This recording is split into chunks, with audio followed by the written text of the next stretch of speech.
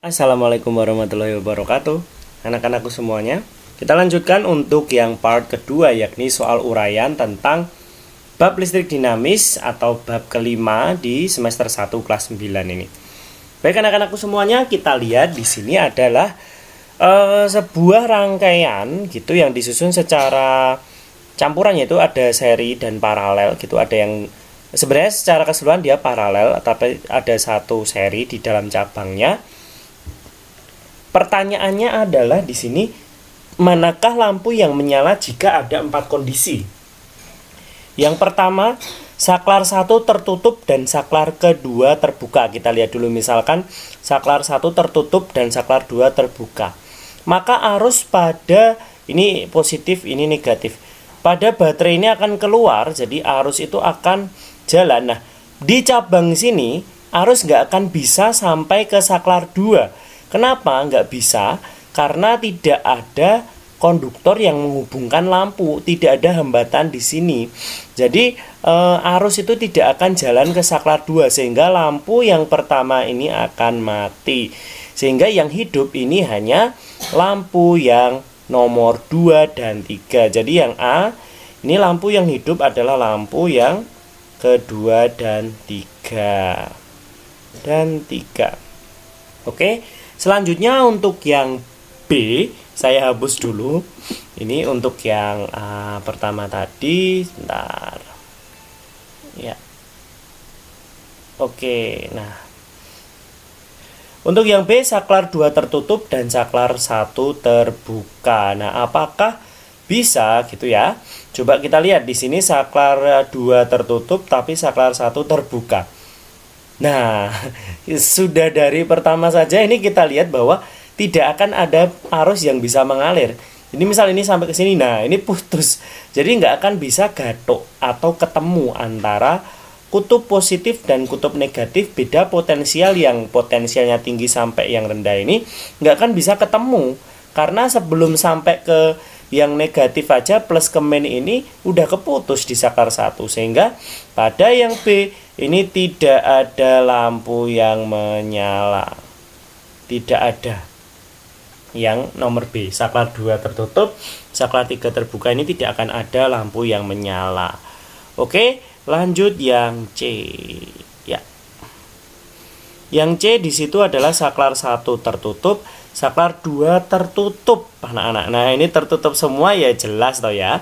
Arus akan bisa mengalir, ini arus, di sini cabang, maka arus akan bisa lewat. Ini misal I1, di sini I2, di sini I2, maka arus akan bisa sampai ke lampu 1, 2 maupun 3. Jadi yang C di sini ini yang hidup mana? Maka lampu 1, 2 dan 3 semuanya menyala.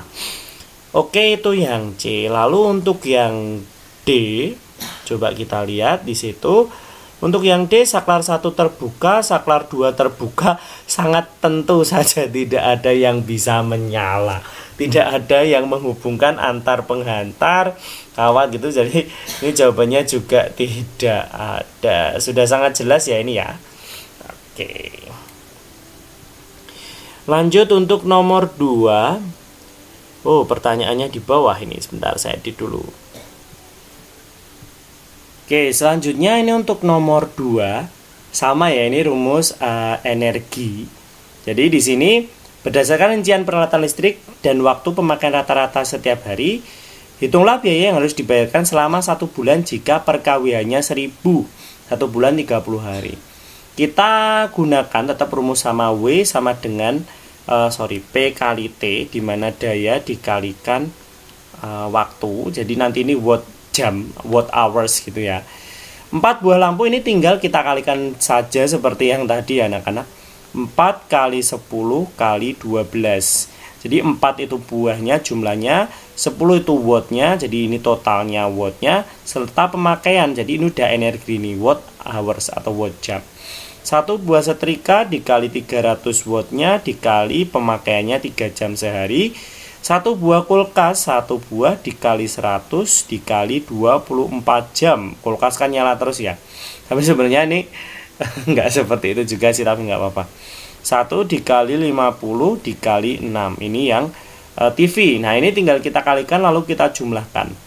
Yang pertama di situ adalah lampu ya anak-anak, lampu 4 buah selama 12 jam di situ berarti adalah 480 watt jam. Untuk yang kedua di situ adalah setrika, itu berarti 900 watt jam, watt hours gitu. Yang ketiga di situ ada kulkas. Kulkas di situ adalah penggunaannya 2400 ya. 2400 watt jam. Yang keempat di situ ada TV.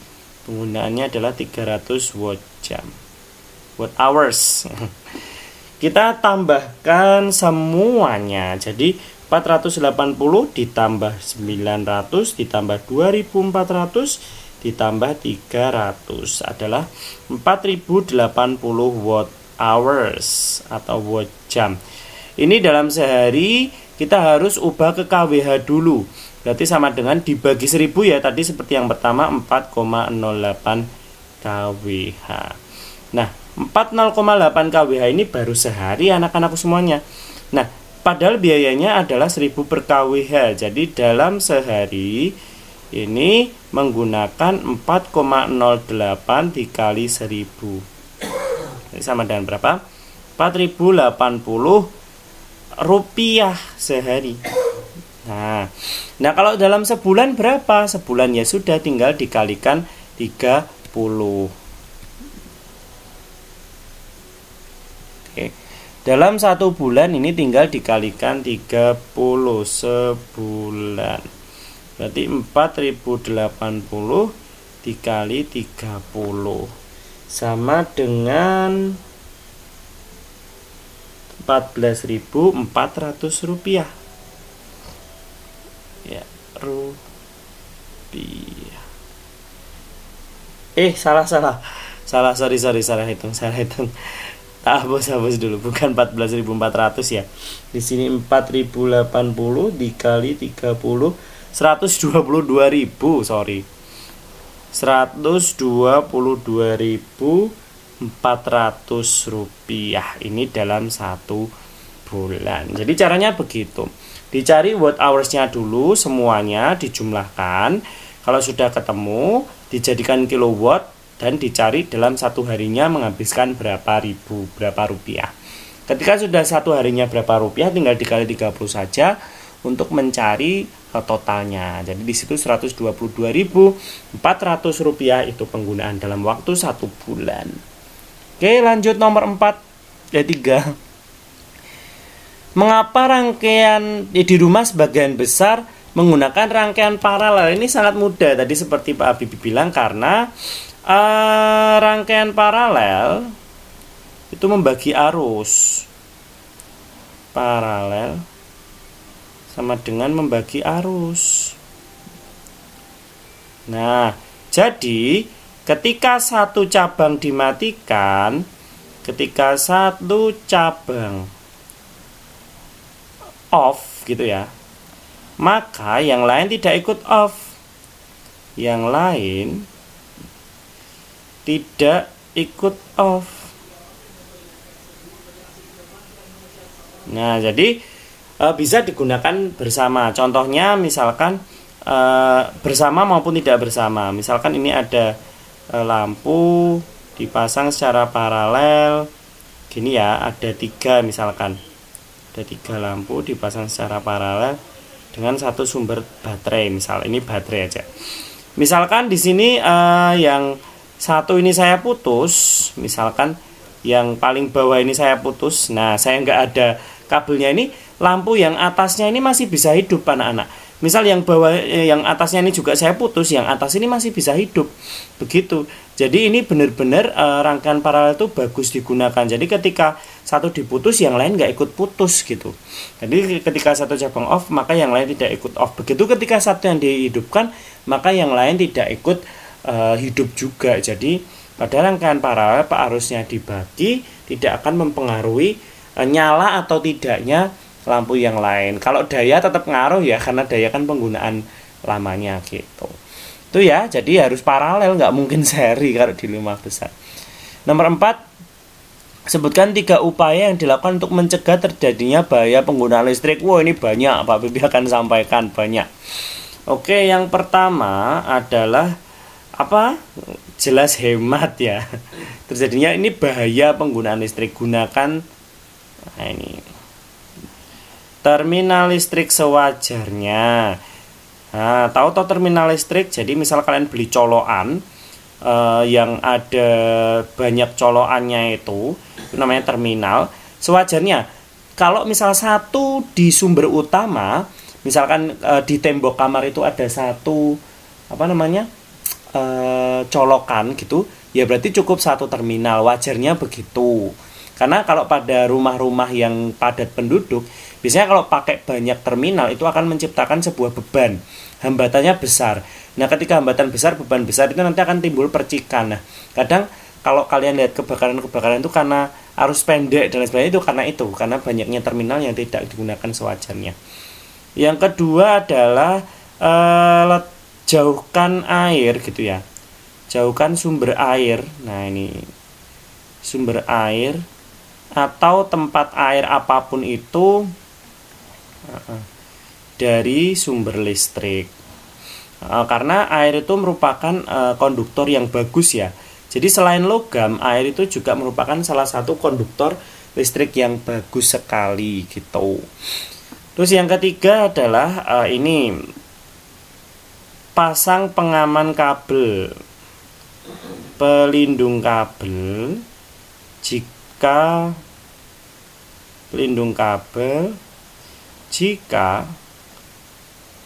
kabel ditempel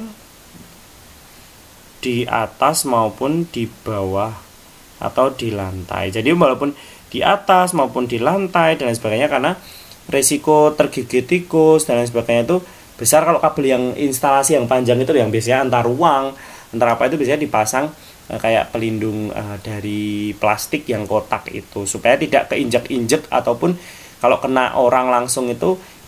Atau di lantai ini lebih baik ditanam gitu ya, ditanam. Jadi ada kayak sebuah keramik itu nanti di lego itu diberi lubang bawah, digali gitu. Itu untuk wadah kabel itu bisa lebih baik seperti itu. Terus yang keempat adalah awasi penggunaan alat listrik. Jangan ditinggal penggunaan alat listrik.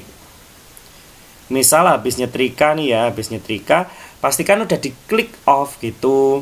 Terus kalau misalkan habis ngecas laptop terutama atau beberapa alat yang elektronik itu sewajarnya dicabut gitu ya. Kalau misal arus pendek, misal nanti mau digunakan, misal terpasang nggak apa-apa, tapi pastikan nanti digunakan lagi dan lebih baik memang dicabut supaya tidak menimbulkan arus pendek itu tadi. Jadi arus pendek, percikan api itu muncul karena banyak hal gitu loh ya. Karena bagian dari si pelindung alat listrik, isolator plastik itu juga bisa kebakar gitu. Terus habis itu ada banyak sekali ya anak-anak, banyak sekali. Biasanya gunakan pelindung gitu ya. Pelindung ketika ingin menggunakan atau ketika ingin membereskan alat listrik atau memasang alat listrik gitu. Ketika memasang, misalkan mau masang oven, mau masang magicom atau apa itu, pastikan kalian tidak basah gitu. Jadi tangannya tidak basah gitu minimal, atau tidak basah, karena kalau basah ngeri sekali ini. Tidak basah. Apalagi ya nomor 6 ini banyak sekali anak-anak, bisa kalian lakukan banyak ini. Oke, mencegah terjadinya bahaya penggunaan listrik. Yang keenam adalah gunakan alat sewajarnya, itu tadi juga sudah. Terus pastikan kondisi kabel atau alat elektronik masih bagus. Nah, bagus. Jadi jangan sampai kabel yang sudah mau rapuh itu pinggirnya kalian masih gunakan terus menerus untuk apa namanya menggunakannya dijadikan terminal dan sebagainya, ya jangan terlalu ini hemat gitu ya, karena itu nanti berhubungan dengan keselamatan tuh. Dan jangan pas yang tadi awasi penggunaan listrik itu jangan sampai kalian tinggal tidur atau apa gitu. Ada kasus kemarin kakak kelas kalian di salah satu SMP di Jogja itu baru sekitar bulan Oktober kemarin, tengah Oktober itu ada yang meninggal karena kesetrum kipas itu ya. Sebenarnya ketemu kesetrum terminal yang terhubung ke kipas karena dia dekat dengan kipas pada waktu tidur. Jadi nggak taunya ada hujan deras banget, konslet, terus akhirnya dia kesetrum dan tidak ada orang di rumah sehingga pas ditemukan sudah dalam keadaan meninggal. Nah itu yang bahaya. Jadi ini 6 sedikit, masih banyak lagi sebenarnya ya yang bisa kalian lakukan untuk mencegah terjadinya bahaya penggunaan listrik. Oke, lanjut yang nomor terakhir. Nah ini cukup banyak ini pembahasannya tentang rangkaian listrik. Kita akan bahas satu-satu ya. Ada sebuah rangkaian campuran nih seri dan paralel. Hitunglah satu hambatan pengganti. Saya akan pindah soal ini ke dalam whiteboard. Saya akan copy sebentar. Ya. Saya akan copy paste. Oke. Saya sudah pindahkan ke whiteboard. Di sini ada sebuah rangkaian listrik gitu ya. Yang ditanya adalah yang A. Kita cari dulu hambatan penggantinya berapa. Nanti ini akan saling berkaitan ya anak-anak semuanya.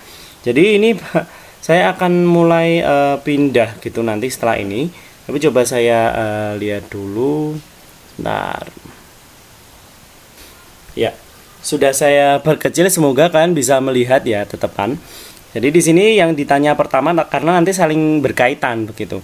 Yang pertama adalah hambatan pengganti. Hambatan pengganti merupakan hambatan total. Jadi di sini nanti sebuah rangkaian ini akan dicari R totalnya. Oke. Hambatan penggantinya coba kita lihat di sini hambatan luarnya terlebih dahulu. Hambatan luar, R luar, jadi R kecil.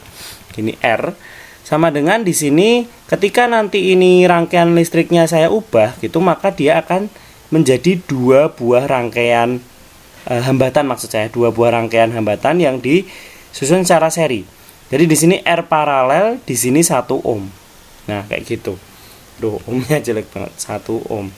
Nah, R-nya di sini R luar berarti di sini RP ditambah 1 ohm. Nah, R paralel harus kita cari karena paralel kita seper ya. Seper RP sama dengan seper 9 ditambah seper 6. Oke, kita samakan penyebutnya 9 dan 6. Di sini bisa 18 ya. Oke, 2 ditambah 6 kali 3. Biar bisa jadi 18. Oke. Berarti 5 per 18.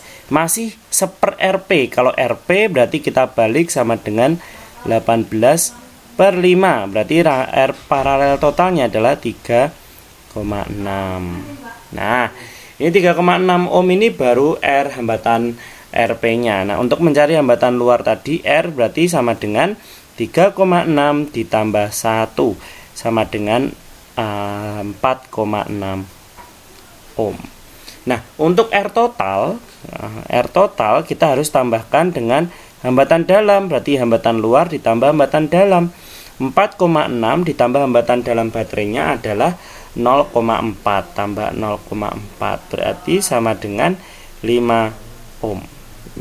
Oke. Nah, yang kedua adalah arus listrik total yang mengalir pada hambatan. Berarti yang B arus listrik. Kita tahu bahwa I sama dengan V per R. Akan tetapi karena di sini adalah GGL ya. Jadi ini harusnya ini bukan V ini GGL berarti ini harusnya. Tapi kalau misalkan ini yang dimaksud V juga nanti kita lihat dulu. V per R. Tapi pada GGL itu adalah di ini dibagi R. Jadi GGL dibagi R totalnya ini R total atau V per R total sama dengan 10 dibagi R totalnya tadi 5 sama dengan 2 ampere. I totalnya 2 ampere ini tadi sudah. Terus di sini yang C sama D yang ditanya CDE, maaf, CDE adalah arus listrik yang mengalir pada hambatan 9 ohm. Jadi bisa kita gunakan rumus perbandingan karena arusnya 2 ampere. Jadi I yang mengalir pada 9 ohm, ini misalkan gini ya, anak-anak. Kita misalkan di sini I yang lewat 9 ohm kita misalkan I1, yang lewat ke 6 ohm I2. Jadi di sini I sama dengan I1 ditambah I2 gitu ya. Jadi I1 ini perbandingannya kita harus lihat bahwa ada perbandingan di situ. Jadi I1 banding I2 kita bisa tahu dari sepernya kayak R paralel tadi. I1 itu punya 9 ohm, I2 punya 6 ohm. 1/9 banding 1/6. Nah, kita kalikan kedua ruas supaya bisa tidak punya seper. Kita kalikan dengan 18 ya. Supaya tidak ada seper-sepernya gini loh. Berarti I1 banding I2 sama dengan 18 bagi 9 2, 18 bagi 6 3. Berarti 2 banding 3. Sehingga untuk mencari I1 itu rumusnya adalah perbandingan yang ditunjuk, yang dipunyai.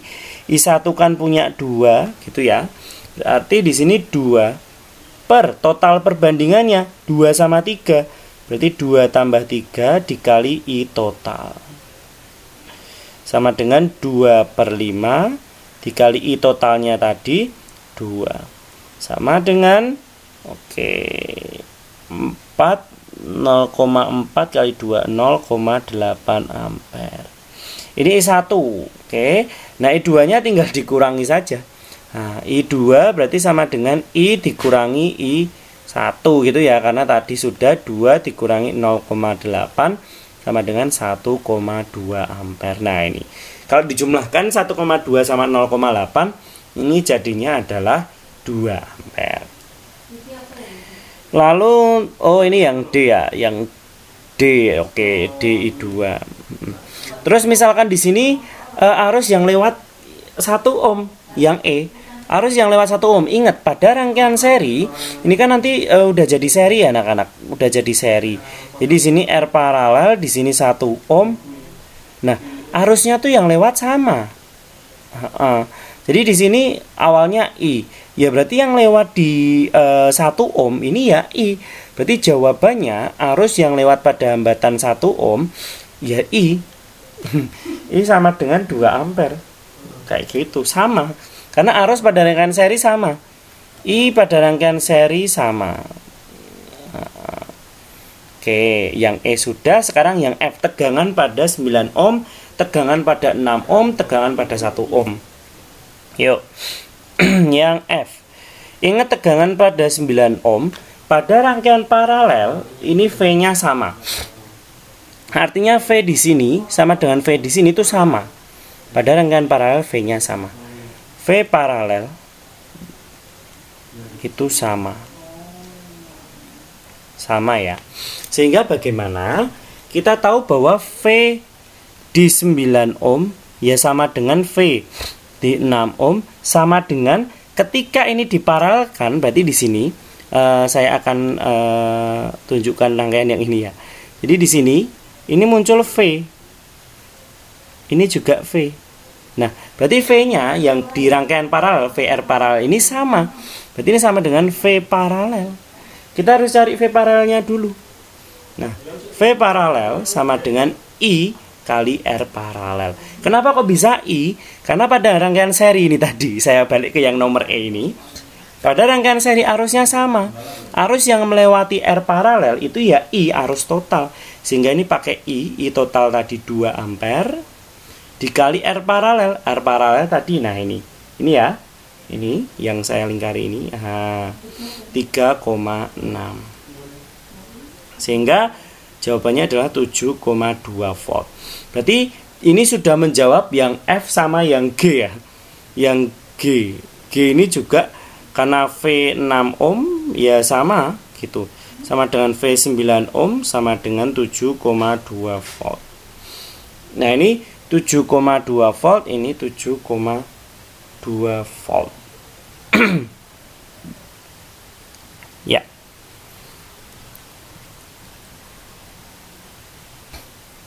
Oke, lanjut. Untuk yang terakhir, jadi di sini yang H, ya, yang H ini V yang mengalir pada hambatan 1 ohm. 1 ohm di sini, berarti V 1 ohm. Nah, ini berbeda ya anak-anak, karena V-nya di 1 ohm itu tidak sama dengan V paralel. V di 1 ohm, itu sama dengan I kali R di 1 ohm, gitu. Jadi, I-nya pakai I total. Kenapa pakai I total? Karena dia juga arusnya yang lewat di 1 ohm itu arus total. Sehingga jawabannya adalah arusnya 2 dikali R di 1 ohm adalah 1 gitu ya. Berarti sama dengan 2 volt. Nah, ini. Jadi 2 volt sama 7,2 volt. Nah, ini berarti benar ya. Tadi sebenarnya V ini bukan V volt ini, tapi ini GGL, karena kalau kita lihat V jepit yang digunakannya itu adalah 7,2 tambah 2 sama dengan 9,2 volt. Nah, yang 0,8 volt ini digunakan untuk baterai, untuk hambatan dalam yang ada pada baterai itu sendiri.